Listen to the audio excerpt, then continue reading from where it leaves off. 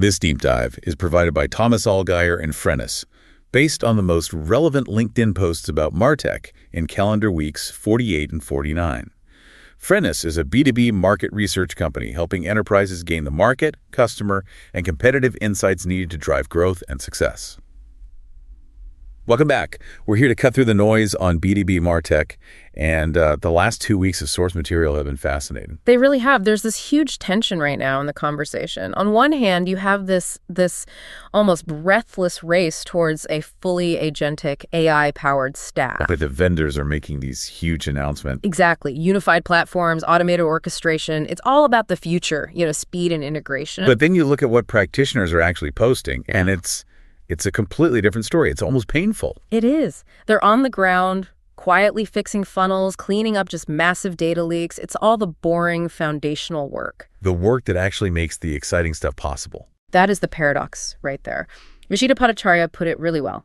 She said, MarTech is what we need to scale and stop depending on, sheer luck for conversions. But if you try to scale dysfunction with these new autonomous agents, you just get chaos, but faster. So much faster, and that's a terrifying thought. It is.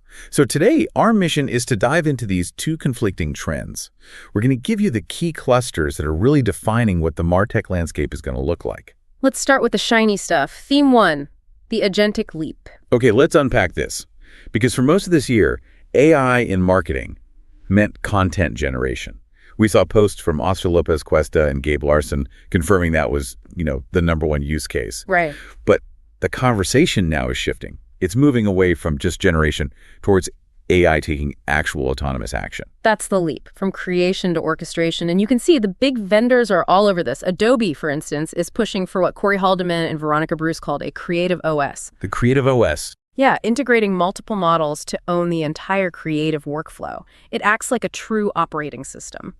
And we saw Insider rebranding to Insider One, yeah, right? Which is all about that single integrated platform. It's a direct shot at the fragmentation problem. They're betting that a unified system is the only way to manage this complexity. But there's a deeper strategic shift happening here, isn't there? It's not just about better tools. Not at all. The future stack isn't about systems that just predict what's going to happen. That's today's tech. It's about systems capable of action. Tobias Knutzer framed this perfectly. He said leaders are now seeing AI as a way to reduce outcome uncertainty. Outcome uncertainty. That sounds big. What does that actually mean for a marketer day to day? Well, it means you stop just forecasting what a customer might do. Instead, you focus on the causal effect of your actions.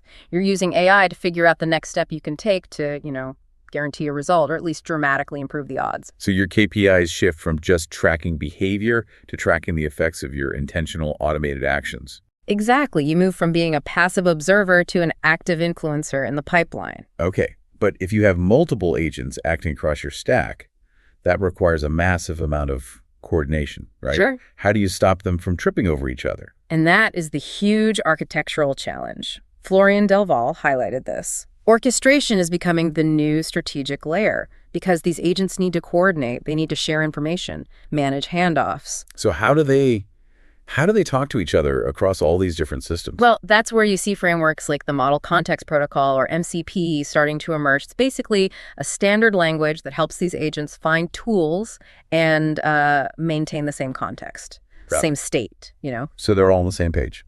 Exactly.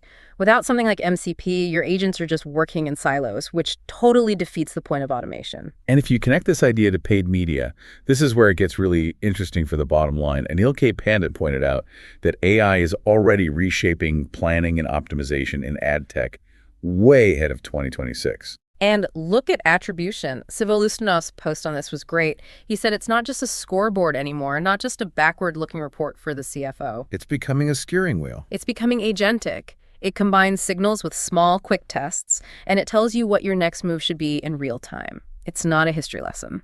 Okay, so if attribution is now a real-time steering wheel, the next question has to be, what is that steering wheel attached to? Because the foundations for most companies are, let's just say, a bit shaky. That's the perfect transition.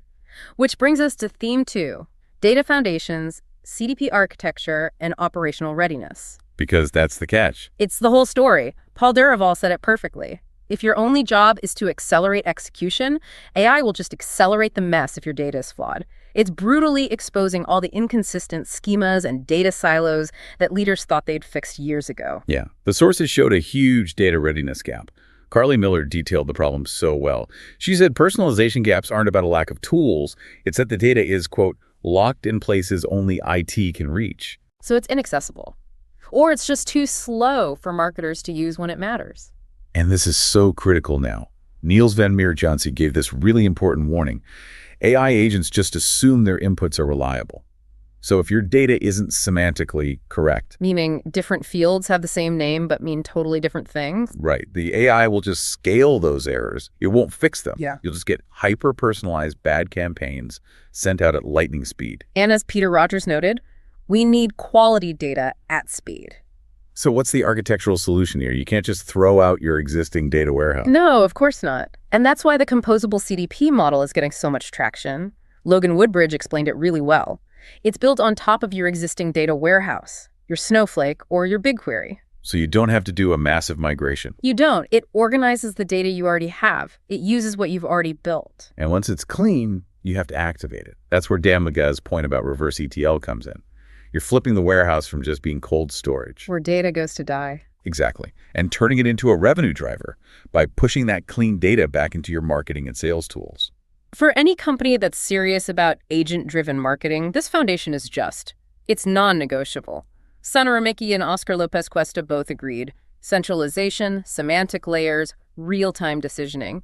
Without those, deploying autonomous agents is, frankly, irresponsible. Which sets us up perfectly for our third theme: strategy, operating models, and human agency. Because having the cleanest data in the world won't save you if your core strategy is broken. And this might be the most humbling part of the whole conversation. Mark Strauss raised this really shocking paradox. Yeah. The evolution of MarTech over the last decade has actually coincided with the most significant decline in go-to-market performance in 20 years. Wait, how is that even possible? With all these incredible tools and all this data, GTM performance went down. Strauss's argument is that the technology didn't fail. It worked perfectly. It faithfully scaled the flawed worldview that leaders gave it. That worldview being the deterministic funnel, the rigid linear stages. Exactly, a model that just doesn't reflect how B2B buying actually works today. But the dashboards looked clean, right? It preserved this illusion of control while the market was becoming chaotic. The tech just helped you fail faster, but with much prettier reports. And that kind of flawed strategy leads directly to tool hoarding. Franz Reimersma made that connection. A poorly defined strategy always leads to buying more tools to compensate. I mean, think about that anecdote he shared. A client with 132 tools in their stack. 132. And 12 of them were just for collaboration. That just screams strategic failure. It means no one is truly accountable because you haven't standardized anything, and you cannot safely automate what you haven't standardized. So the focus has to shift from the stack to the system. Jared Fackel called it a systems problem, not a tool problem. It's about subtraction, not addition. And moving from a MarTech stack to what Benny Lucas called a marketing intelligence stack. Which requires a whole new level of operational maturity. It does. Mike Rizzo pointed out that the team of one era in marketing ops is over. It's shifting to small, specialized pods, which means you need crystal clear accountability. RCI 2.0, lifecycle documentation for every automation. The high-functioning teams are already doing this, but we also saw that organizational design is still a huge barrier. Fabio Canalesi noted that CRM is often misplaced in the org chart and just deeply undervalued by senior leadership. So it's always about governance and alignment. Always. And because of that, the profile of a MarTech leader is changing. Payal Patel said they have to go from being technical experts to being strategic translators and diplomats. Balancing the deep tech knowledge with massive stakeholder alignment. Yeah, and Kristen Connell said the most valuable human skill now is orchestration. Your job is to arrange the symphony, not play every single instrument. Which brings us back to the ultimate goal of AI. Dave Golden put it so well. It's not to replace your judgment. It's to be a thinking partner that helps you ask better questions. The AI gives you the data. The marketer provides the curiosity and the critical judgment. That focus on context, on judgment, it brings us to our key takeaway. And it's a real dose of reality about the limits of all this technology. It really is. While we obsess over collecting all this digital exhaust, the clicks, the page views, we often have zero visibility into a buyer's true internal decision state. The difference between knowing what someone did and understanding why they did it. Ben Scanlon shared this brilliant analogy. Imagine if a store like Trader Joe's was run entirely on MarTech logic. Okay. So you, the customer, you walk in needing a very specific brand of tomatoes. Why? Because your anxious in-laws are coming over, and that brand is like a core comfort food for them. That's the crucial context. We're human to motivation. But the AI, it only has 47 behavioral data points. Yeah. It knows you looked at peanut butter cups for 4.7 seconds last week, so it assumes you have high purchase intent for candy. So the agentic AI sends me a coupon for peanut butter cups. Exactly. It optimizes for the data it has, which is completely misleading. Meanwhile, you're desperately trying to find those tomatoes to soothe your in-laws. Behavioral data alone can never capture that context. So MarTech can make you incredibly efficient, but it can't solve for a lack of customer empathy. The tools are just multipliers of the human insight you feed them. Absolutely. Which brings us to a final provocative thought for you, the listener. Thomas Eldblum shared a wild statistic. 50% of consumers are already using AI search. 50%. And that's shifting 20 to 50% of traffic away from the channels we've been optimizing for years. The battle for the customer is moving from the SRP to the AI's answer. Which means visibility in AI search isn't a marketing problem anymore. It's a data and architecture discipline. So the question for you is this. Are your data feeds, your product specs, your docs, your case studies, are they clean and structured enough to even be mentioned when a customer's agent asks that very first question? That's the real challenge. If you enjoyed this deep dive, new episodes drop every 2 weeks. Also, check out our other editions on account-based marketing, field marketing, channel marketing, AI and B2B marketing, go-to-market, and social selling. Thank you for joining us. Be sure to subscribe so you don't miss the next one.